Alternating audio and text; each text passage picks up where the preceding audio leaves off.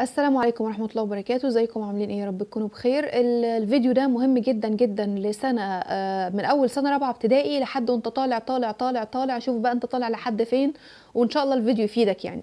السؤال جالي من حد من متابعي الصفحة، والصراحة يعني السؤال عجبني، فقلت ليه لا ما فيدش بيه كل الطلبة وافيد بيه كل الناس، فحبيت ان انا اعمله في فيديو كل الناس تستفيد منه. الفرق ما بين another و other و others، الفرق ما بين التلاتة دول واستخداماتهم وامتى نقولهم.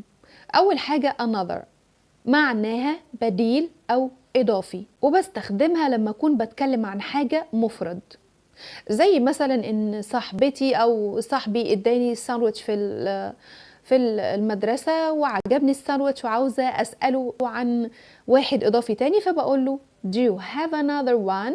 do you have another one؟ يعني معاك واحد كمان.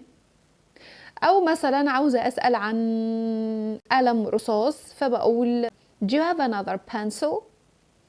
do you have another pencil؟ يعني معكش قلم غير ده، اصله اتقصف. ده بالنسبة ل another، بنستخدمها مع السنجل او الاسماء المفردة. نيجي بقى ل other. other برضو بمعنى بديل او اضافي، لكن بنستخدمها مع الجمع. يعني مثلا ما ينفعش اقول do you have another pencil، طبعا غلط، فبشيل another خالص وبحط مكانها other، فبتبقى do you have other pencils؟ do you have other pencils؟ يعني معاكي اقلام تانية، معاكي اقلام رصاص تانية.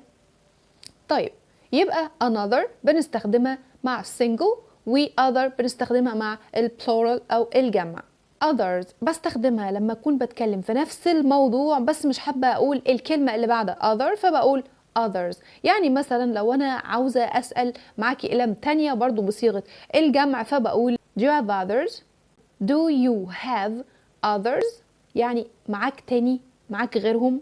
بس كده، هو ده كان الفرق ما بينهم. اتمنى الفيديو يكون عجبكم. ثانكس فور واتشنج. ما تنسوش تعملوا سبسكرايب للقناه وتفعلوا زر الجرس عشان يوصلكم كل جديد. انا بحبكم، باي باي.